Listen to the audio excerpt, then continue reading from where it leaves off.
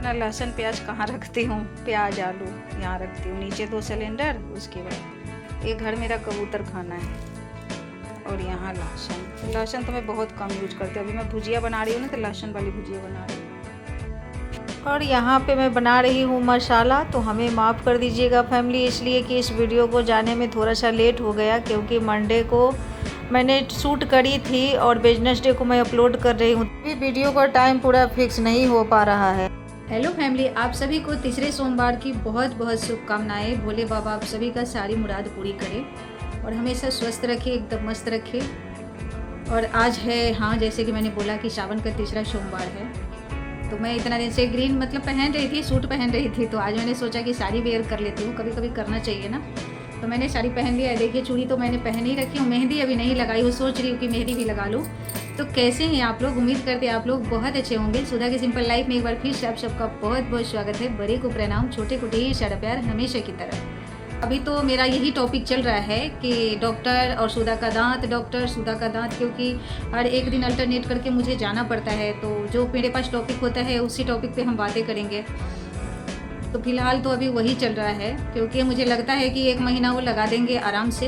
1 महीना से कम होने वाला नहीं है, क्योंकि 3 बार मैं चली गई हूँ। कल शनिवार, कल कौन दिन था? हाँ, संडे को मेरा तीसरा अपॉइंटमेंट था, तीसरा था या चौथा था शायद, 3 दिन तो मैं इसमें शायद चौथा था।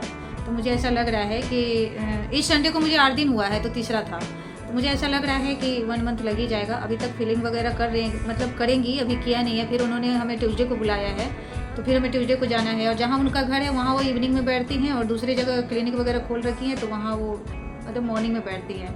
तो मेरे घर से ये भी दूर है, वो भी दूर है, बट वो थोड़ा ज़्यादा दूर है, एक कम दूर है, बट दूर दोनों है।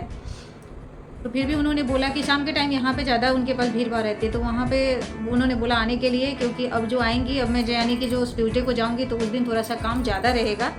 काम थोड़ा ज़्यादा है, 2-3 घंटे का काम वो बता रही थी। तो वो जितना बताती है ना, उतना ज़्यादा मुझे डर लगता है, मुझे बहुत ज़्यादा डर लगता है, क्योंकि इंजेक्शन देने के बाद भी जो भी वो करती है ना, वो सब आपको फील होता है। और यहाँ पे सिर्फ स्किन है, तो मतलब क्या बताओ, इतना ज़्यादा झंझनाहट होते है, इतना ज़्यादा दर्द होता है ना, कि लगता है शरीर से जान चला गया। और इंजेक्शन की वजह से तो मुझे रात भर के लिए इस तरफ से मुझे ऐसा लगता है जैसे मैं पैरालाइज हो गई हूँ। मेरे पास मतलब ये चीज़ है ही नहीं, आधा मेरा है ही नहीं। पानी वगैरह में कुल्ला वगैरह भी करती हूँ, तो उससे भी मुझे इधर के मतलब मूव होता ही नहीं है, क्योंकि वो तो सुन्न रहता है, तो बेजान रहता है बिल्कुल। तो जब भी मैं हॉस्पिटल जाती हूँ, अगर इवनिंग में मुझे जाना होता है, तो मैं खाना बना के नाइट का जाती हूँ। जैसे मैं दाल सब्जी वगैरह ये सब बना लेती हूँ, नहीं तो कौन बनाएगा? अकेला इंसान को पता ही है। अकेला जो आदमी है, या अकेला जो हाउस वाइफ है, जो होम मेकर लेडीज़ हैं, उनको तो बीमार होने का भी राइट नहीं है, कोई अधिकार नहीं है, क्योंकि घर में कौन करेगा? कोई करने वाला नहीं है। बाबू सबको कुछ आता नहीं है, झाजी फिर कौन सा मर्द करना पसंद करते हैं? वो आता भी नहीं है, तो उनको आता ही नहीं है। तो मैं सारा कुछ करके जाती हूँ, रात के लिए मैं सारा कुछ कर लेती हूँ। कभी कभी ऐसा रहता है कि रोटी उनसे नहीं बन पाता है, इतनी मोटी मोटी रोटी। अगर कभी जैसे मैं तीज वगैरह करती हूँ, तो उसमें थोड़ा सा, और मेरे यहाँ जितिया व्रत होता है, तो उसमें कुछ काटना पीटना, मतलब कुछ काटना भी नहीं है, नहीं तो आपका व्रत टूट जाएगा। तो उसमें खाना बनाना भी नहीं होता है, तो उस व्रत में वो रोटी वोटी बना लेते हैं, एक शाम अगर बना लिए, तो कोई खाता ही नहीं है, बाबू सब खाता नहीं है, तो उतना दिन उनको बाहर खाना खा के आना पड़ता है। तो इसीलिए मैं दाल सब्जी ये सब बना के जाती हूँ, ताकि चावल रहेगा तो वो तो चलो खड़ा होकर ही बना देंगे, क्योंकि जिस दिन मैं ट्रीटमेंट करा के आती हूँ ना, उस दिन मेरे शरीर में बिल्कुल भी जान नहीं होता है। और संडे को मैं गई थी, तो उन्होंने कुछ भी नहीं किया। यहाँ पे कॉटन डाल रखी हैं, कुछ मेडिसिन वगैरह डाल करके जो फिक्स हो रखा है, तो उसी को सिर्फ चेंज किया था। तो संडे को तो हम बिल्कुल आज़ाद थे। मुझे ऐसा लग रहा था नई ज़िंदगी मिल गई, मुझे कुछ नहीं हुआ है, तो मैं आज़ाद हूँ, मुझे दूसरी ज़िंदगी मिल गई। फिर मैंने जिद करके झाजी को चली गई थी, मॉल वगैरह वहाँ से पास में ही था, तो वहीं चली गई। उनका बर्थडे का सब कुछ मतलब बाकी ही रह गया था, तो मैं चली गई थी। बेचारे को गिफ्ट भी नहीं मिला कुछ भी। तो वहाँ गए हम लोग, घूम घाम के आ गए। बोले कि अभी घर जाकर क्या ही करना है, चलते हैं, तो वहीं चले गए। जाना तो होता नहीं है कभी, क्योंकि अकेला आदमी है। आप लोग को पता है कि ज़्यादातर व्लॉगिंग मैं घर से ही करती हूँ।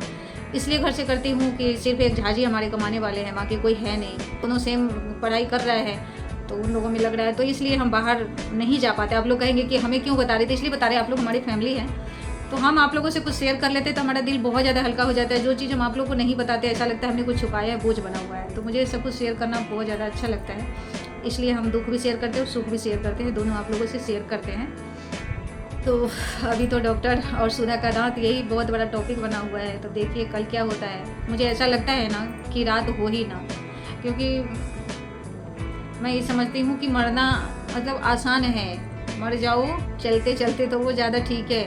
लेकिन डॉक्टर के पास जा करके और इतना पेन वगैरह लेना ना बहुत ज़्यादा मुश्किल हो जाता है मेरे लिए।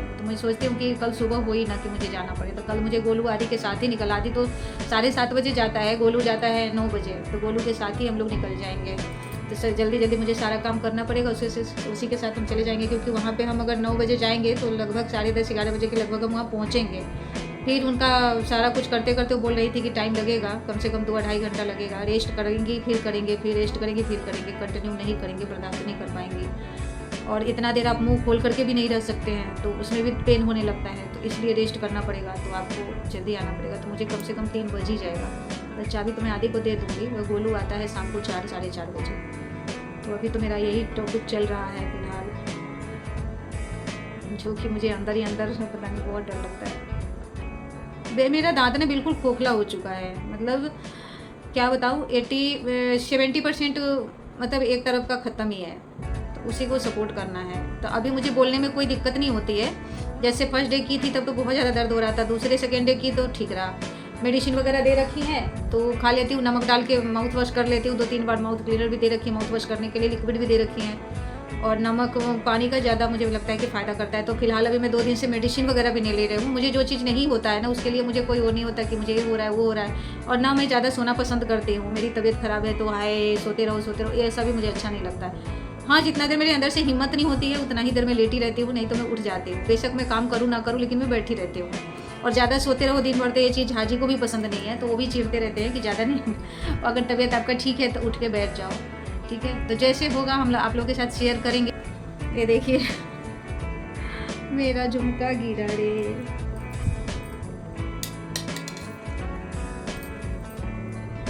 मैंने सोचा इसको पहन के देखते कैसा लगता है, तो ये तो गिर ही गया बेचारा।